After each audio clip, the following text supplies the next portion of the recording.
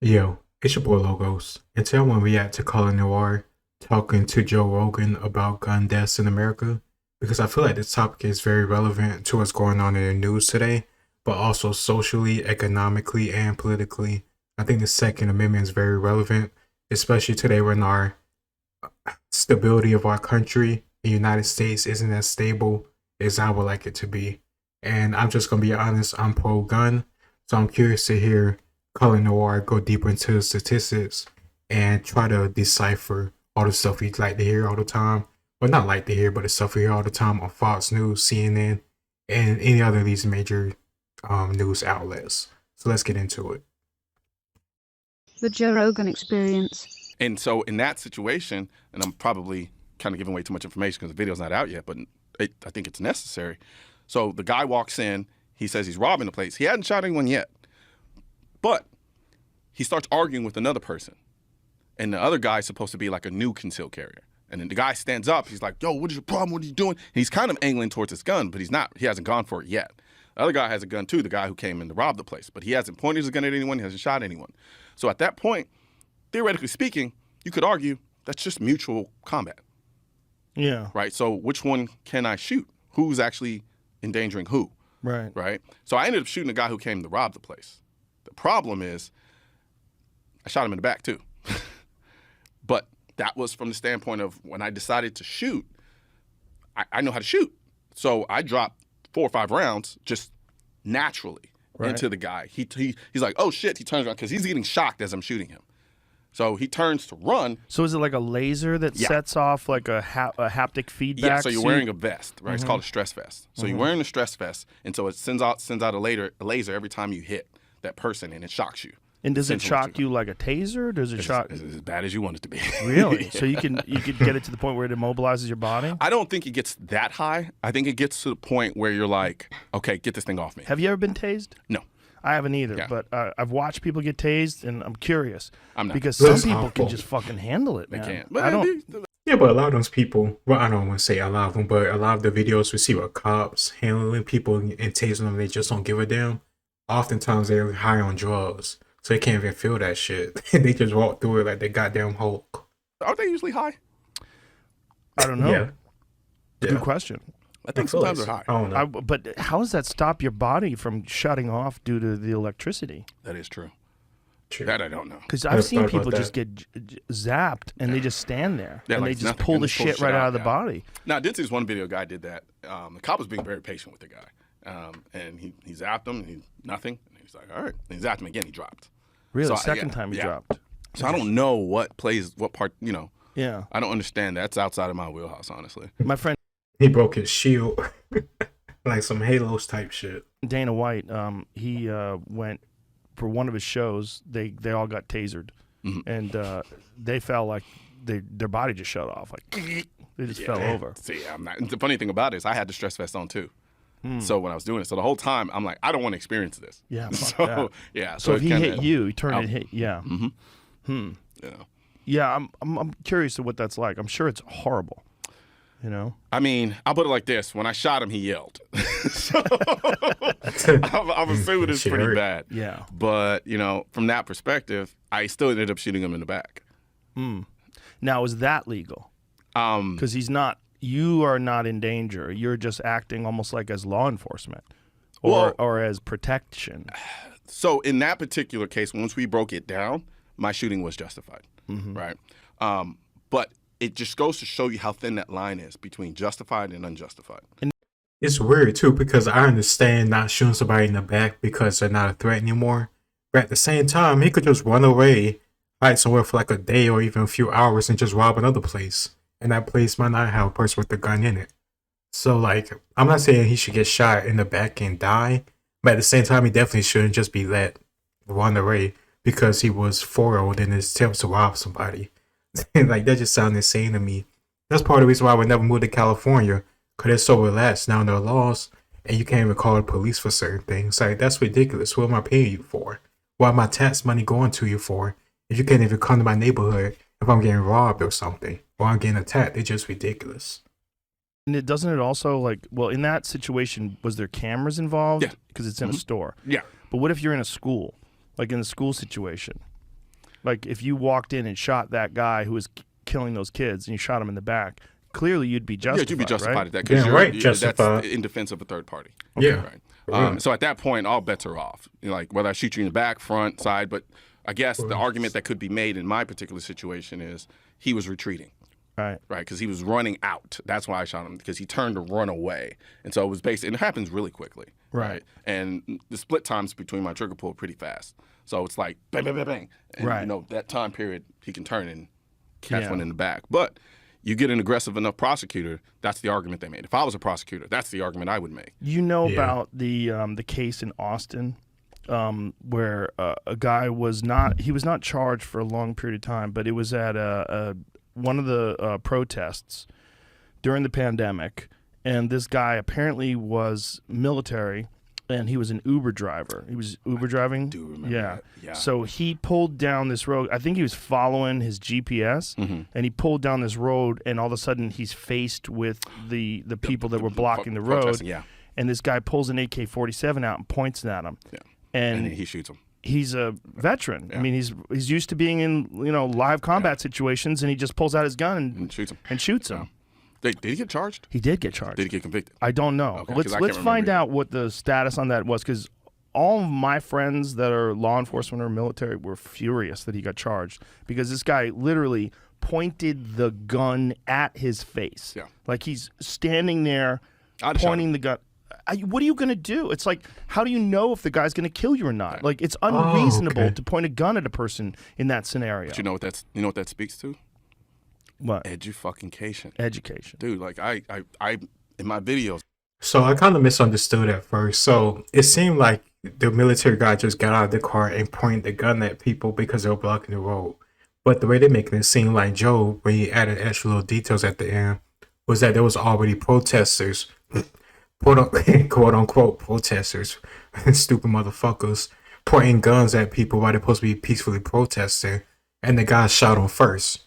I don't see anything wrong with that. If the other party, one of the protesters or whatever you want to call those people, pointing the gun at him first and then he shot them first before he could get shot, I don't see why he would go to jail. I mean, it sounds pretty ridiculous. Defend yourself. I don't give a damn what you're marching for or protesting for. This is stupid as hell. Like, if you do something ridiculous like try to kill somebody or harm somebody, especially with a gun, I hope they defend themselves and shoot your ass in the face. I couldn't give a fuck if you white, black, Spanish, or whatever. It's ridiculous. Don't point guns at people's faces. If you want to protest, but destroying people's shit and then getting violent with people is going to get me to agree with your side or win me over. I just hope you get what's coming to you because you're a piece of shit. I say this time and time again. We have over 400 million guns in this country, man. You're not getting away from the guns. You're not. And if you take them away from legal people that have them legally, The only people who are going to have them. are the people that have them illegally. Thank you. This is my argument entirely with guns and why I support the Second Amendment. If you really expect criminals to give up their guns, which they shouldn't have in the first place, especially felons and criminals that already got charged and convicted, and they still got guns, and you expect those people to give them back, you're insane. Because for one, they always show they don't give a fuck about the law. The first time, then they showed it again with the fact they have a gun, and they're still doing crime and stuff. And then third time around, you would expect these people to give up themselves and say, oh, I got this gun illegally, I'm going to turn myself in along with the gun. No. So of course you shouldn't expect people to get a gun and then give it away. That's why I don't support trying to ban assault rifles or ban the Second Amendment, because it's only going to harm law-abiding citizens. Because who else is going to abide that law besides law-abiding citizens? And for the most part, people who own guns aren't crazy people or terrorists or anything like that. They just want to defend themselves, or they want to hunt, or they have a hobby just shooting guns. Regardless, none of that stuff is a danger to anybody. But I hate how the media tries to make a piece of shit here and there the biggest, I don't know, spokesperson for people who support guns or have guns. I'm a black man. I love guns. I support the Second Amendment. And I'm not going to stray for that because of my race or any other ideology that some people try to put on black people. That's the funny thing too. They try to say black people are this, that, and the other, but when you really talk to black people, they can be just as conservative as some people will expect a quote-unquote white person to be or an older white person to be. but people don't really understand culture or black people like that. They just look at their skin color. And sadly, black people do the same thing to ourselves. That's why we have people like me or Ram or Officer Tatum or any other people, Thomas Sowell, say some stuff like we say. They call us a sellout, Uncle Tom, or any other nonsense they could put out their ass. But it's never a logical argument to go against the stuff we're saying. I fully support guns, and that doesn't mean I support people who want to do mess up stuff with them. I just support people who defend themselves from messed up people. I really don't understand what's so hard to get by that, but we all human. We all have our own perspective. And so if we understand that this is the country that we live in, we have a Second Amendment, we understand the culture in this country, why would we not spend just even a decent amount of resources on a federal level, and let's say local level, to teach people the dynamics involved with firearm ownership? Let me ask you this. One of the things about people that are pro Second Amendment is they don't want to change any of the restrictions or the way it's set up right now. They want to keep it exactly the way it is in terms of what kind of background checks exist. They don't want to add any sort of additional checks, any sort of additional restrictions.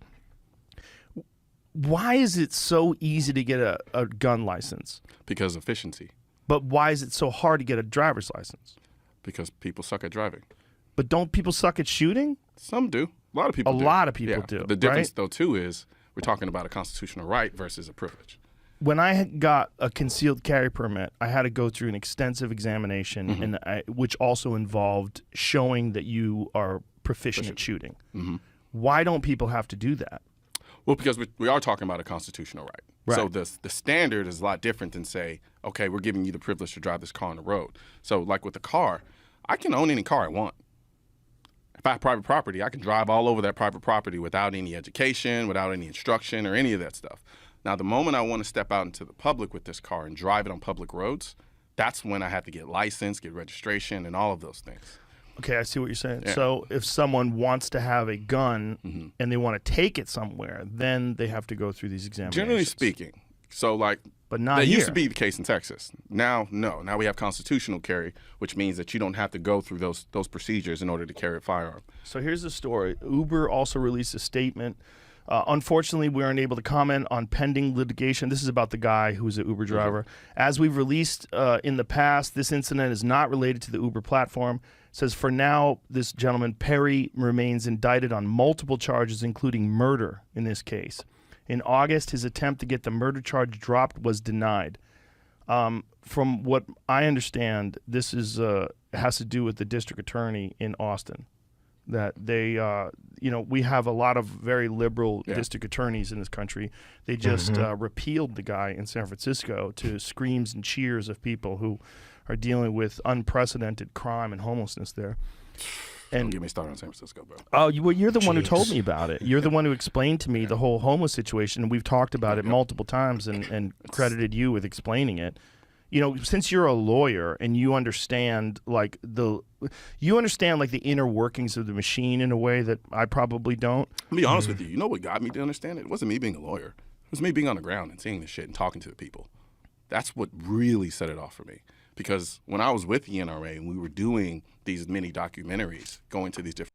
So I just want to point out how the fact he said he worked with the NRA. But keep in mind, if you watch any of these liberal news stations, they'll constantly try to tell you how racist the NRA is. You could say about the individuals or whatever, but we know for a fact that a lot of black people, a lot of Spanish people, a lot of everyday Americans of every race, color, and creed own guns. And Colion Noir is one of those people. So when I hear people try to call the NRA racist or all these other labels, I really just laugh and throw it to the side, because you're not going to make me go against the Second Amendment because you want to say these people are racist. It's just not going to work. Of course, there's going to be people who are racist that support guns, but there's also much more people who are not racist who support guns. I'm not going to get in those type of things with people, especially people who are not honest in their, debates or their reasoning for saying that point. different places and talking to the people on the ground. They were explaining stuff to me. You can watch the video. You see it in my face. I'm like, the same way you react is the same way I reacted when I first heard it. I thought it was a funding thing. I thought like we need more money for homelessness. And then when I realized that it's a business, it's like a light bulb went off. When you explained it to me, I was like, of course. It's like everything else. When you showed me the numbers and the people in LA making $260,000 a year to deal with the homeless situation and it's not going anywhere, I'm like, that person has a fucking great job. You know, So that's, I think I said in like a video or two ago, how they just make money off of the homeless program, and they do that shit year after year after year in California. I think I remember hearing about that stuff from a previous Joe Rogan episode I did watch with Colion Noir, because I've been watching Joe Rogan for like years and years now. The earliest I can remember was like 2016 or 2015 when he had Jordan Peterson on, because that's definitely my earliest memory of Joe Rogan, because I watched that same episode with Jordan Peterson like 6 or 8 times until he came on again, because I love that episode. No, I actually analogized that to the issue with gun violence in the inner city. How so? So, it's a theory. Do I have concrete data to affirm it? Nope. But I think to a degree, a lot of these leaders and politicians in the inner city need that violence in the inner city to continue as a way to justify the necessity for them being in the positions that they're in. Like what kind of positions? So, if you think about it, the vast majority of the gun violence in this country is from the inner city, like overwhelmingly so. The numbers are crazy. Like when people talk about gun violence in this country, maybe we should start with that, right? Mm-hmm. Gun violence in this country, when you look at gun deaths, a gigantic percentage of them are suicides. Yeah. Right. I would say about 63 to 65% are suicides. Okay. So when we're talking about gun violence, I mean, I'm not in favor of suicide. Yeah. You know, obviously I want people to get help and live happy lives. Right. But this is not my main concern. My main concern is people harming other people. Yeah. So when we look at the numbers of gun violence, it's always exaggerated because they don't include the fact that that is a they're starting to number. do it now. They did it before. Yeah, I only hear about it on Fox News. Yeah, like they legit. I remember because this was like at the genesis kind of my 2A advocacy when I was looking at the numbers, because I kind of initially just took the numbers for what they were. And I just assumed, because you hear gun violence, you hear gun deaths. You're thinking people shooting at other people in the middle of the street and dropping dead, right? Exactly. And then I started looking into the numbers, and I started realizing, wait, 63 to 65% are suicides? And like I point out, it's not that I don't care about suicides, but then I also backdoored and I said, okay, well, let's look at the suicide rate just as a whole in America versus other places that have strict gun laws. And I remember when I was on Bill Maher and I was sitting at the round table, we kind of started getting into that discussion. And you would think, considering we have as many guns as we have in this country in the hands of civilians, you'd think, on the surface, we'd lead the world in suicides. We don't. Not even close. So that stands to reason that the issue with suicides isn't a gun thing. It is purely a mental health thing. Yes. Right? So that's why I'm able to, okay, let's set this aside and now deal with what's remaining. Then you have a very small percentage that are accidental gun deaths, right? We're talking about like maybe totality in a year, 1,000. And what percentage is that about? I think it's like, if I remember correctly, it's like 3 to 5%. Okay. Or something like that. So we're almost at 70% then. Yeah. We're at like 68. And that's including, somewhere. and then there's another percentage that includes officer shootings, whether it's officer shooting a criminal or a criminal killing an officer, right? So we can put that here over here as well, because that's a different dynamic. What percentage are officers shooting? That's sitting somewhere in about also 2 to 3%. I'm probably flipping it. I don't know if the accidental gun deaths are about 2 to 3 and the officers like 5, if I'm not mistaken. But we could find out. Yeah. Jamie will pull it up so we could get an accurate assessment of it. But to get to where we want to go is essentially homicides with firearms. That's Right. where we want to be. And generally speaking, you got a range of about 8 to 12,000 people every year die from actually being shot by another person. That includes mass shootings, everything. Right. And then what percentage of those are gang related? So Here we get it. because the whole gang related, because now what's happening is they're taking a lot of the gang related shootings and including them in mass shootings. It's just kind of like what happened in Philadelphia recently. I knew it. See, like, I won't say this is like confirmation bias, but this isn't the first time I heard this before. about how they skew the numbers with the way they report them on the news because they don't show the actual numbers most of the time. They just say that this is what it is and we need to fix guns or give it up guns or this, that, and the other. But they don't acknowledge the fact that how much of it come from, people offing themselves or gang violence. And now, as he says, they're mixing it with mass shootings. Of course, when you do that and you look at the numbers and you see like this so number is so high in mass shootings, you would think all these different mass shootings have happened around the country and you just didn't hear about it. We need to get on these guns fast. But that's just not the case. And they fail to acknowledge all the other different times across this country where a gun has stopped that mass shooting from happening or at least stopped it from getting worse. Churches, schools, different places, public places. I think there was a Walmart like a couple years ago where a guy was trying to do something and the guy stopped him with his own gun, concealed carry. They don't talk about that type of stuff because there's an agenda, in my opinion. I'm about to put on my tinfoil hat and go full Alex Jones on y'all because for years I've been thinking these motherfuckers just be skewing the numbers or these people just report things in such a way so they can get what they want, which is more power and more control. And in my opinion, I think it's much more easy to control a populace if they can't fire your gun at you to fight back. I know we have a military, you have all these advanced weapon systems, but for that stuff to go off most of the time, you need military Americans to push those buttons. But at the same time, we saw what happened. Shoot, look how they can't shut the hell up about what happened January 6th and how they rushed into Congress and the Capitol. And those people, in my opinion, those people wasn't really trying to cause violence because they did, they probably could have. They wasn't trying to cause violence. They were just trying to be dumb and get their voice heard or for some stupid reason. Doesn't mean I agree with it, but that doesn't mean I agree with the narrative either. We just need to be careful about what the media tells us. And within the black community, I hate how we so quick to believe the media when they say something is racist or is perpetuated by so-and-so people. Because at the same time, we love to say how the media portrays us in a certain way. Portrays us as animals or violent or ugly or dark as hell or something nappy or loud, ghetto. We say the media does this, that, and the other. But then we believe that same media when they say something we like to hear. They're playing us against each other, and we need to realize that stuff before it's too late, in my opinion. Okay, I'm going to take my tinfoil hat off for now. Called the Philadelphia shooting just happened recently a mass shooting. What was the Philadelphia one? It was basically, there was a shootout between, I don't know how many people it was, but there was like, I can't remember exactly where in Philly it was, but essentially, I can't remember, a lot of people got shot, and they called it a mass shooting. It was street violence. That's what it was. It was two parties going at it, and they called it mass shooing. I guess you can argue why that's considered a mass shooting, but it's not. But in our when we think of a mass shooting, we're thinking about, one individual or a couple individuals targeting innocent civilians. We're not talking about two parties going back and forth and trying to harm each other like some type of war zone. I understand how you could twist it to be a mass shooting because a lot of people shot, so it's a mass of people.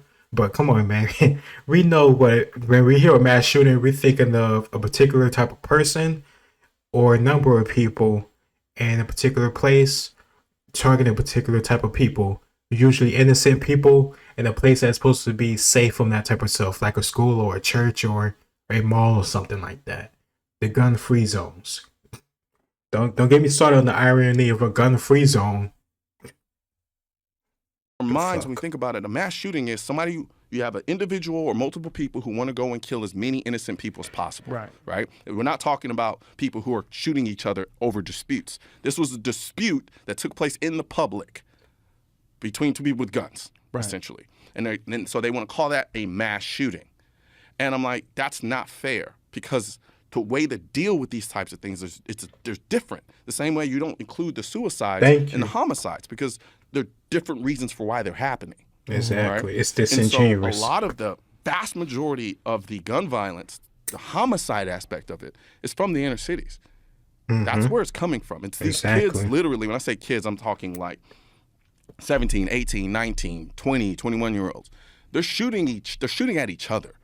Now, I'm not dismissing that and saying that it's irrelevant. and that we shouldn't factor that in. What I'm saying is it's a totally different reason for why it's happening. It's not a gun issue. It's a socioeconomic issue. Because if you take those same kids that look like me, social, economic, and a cultural issue, because like I said in video after video, and I always say it to the day I die, our community lets this shit happen and perpetuate it by making excuses for it, or try to hold it up as some type of rose out of sorry, I couldn't get out. Like some rose out of concrete nonsense where he just came out the gutter killing niggas and now he's successful and he's hard and he's giving back to the hood. But like, stop. Come on. Most people don't do that. Most people don't even make it out of the hood. Most of these kids killing each other don't live past the age of 22. And we love talking about that statistics, but at the same time, we don't want to say why. And when we say why, it's usually never pointing the finger at ourselves and the stuff we let happen or the stuff we perpetuate in our culture. There's always a white man or the government. And I'm not going with that shit. Me, right? I know a lot of black people or people of color who live in the suburbs of America, and they're not running around committing drive-bys in their BMWs. They're not. So what's the difference there? They have access to guns the same way these kids have access to guns. Culture. These kids have access to guns illegally in the inner city. The difference is prolonged exposure to poverty. But nobody wants to have that conversation. And the reason they don't want to have that conversation is because it is admittedly hard to deal with. It's hard. It's convoluted and it's difficult. You know how frightening it is to think about what happens in the moments before, during, and even days after having to use your gun in self-defense? When you first start carrying a gun for protection, it can be a very scary and nerve-wracking experience, especially if you haven't gotten the education and training you need to feel confident. I've been there myself, hoping I never have to go through a self-defense shooting, which is why I'm a member of the USCCA. As a USCCA member, you can eliminate some of the stress of carrying a gun for protection by accessing the amazing wealth of firearm education, training, and current state-specific gun laws of your state or states you may travel to. This can help you be prepared for or hopefully even avoid a self-defense incident. As a bonus, members automatically become insured on the self-defense liability insurance policy purchased by and issued to the USCCA. Click below to learn more. I'm gonna end it right there because I did want to let his ad or shout out go through, because of course I'm gonna support people using their guns safely and improving their aim, improving their self-defense capabilities, or hopefully, I don't know what's the word, I can't think of the word right now, but de-escalating, I guess, a situation so you don't have to use your gun to begin with. So of course I'm gonna let that play through. And of course Colion Noir, he seemed like a good dude. He always dropping some good knowledge. So of course I'm gonna let his stuff play out. But my final thoughts are that I support the Second Amendment, and I definitely support gun education, because if we're going to let guns be around, which I fully support, then we at least have people be educated on their uses, safety, so we can all be more protected. And if we prove stuff like in the cities or our culture within the black community, we could probably have a lot less gun violence and a lot less gang violence, and have a lot more prosperity and more peace within the black community. And that we don't have to worry about things like gentrification or other people driving up rent or any other prices within your area, because the poverty in that area is so low and it's been that way for so long. But now at this certain point, you worry about white people or rich people moving on and driving you out. I think the solution is to improve ourselves and improve our income and get more skills up so we can prevent that stuff from happening by having more ownership in the stuff in our communities. And then branching out. We don't need to just be stuck within one community or one area, because that's what we grew up in. We need to grow and reach out more. And it all starts by looking at ourselves and the stuff we can do better. It's your boy Logos, and I'll talk to y'all next time.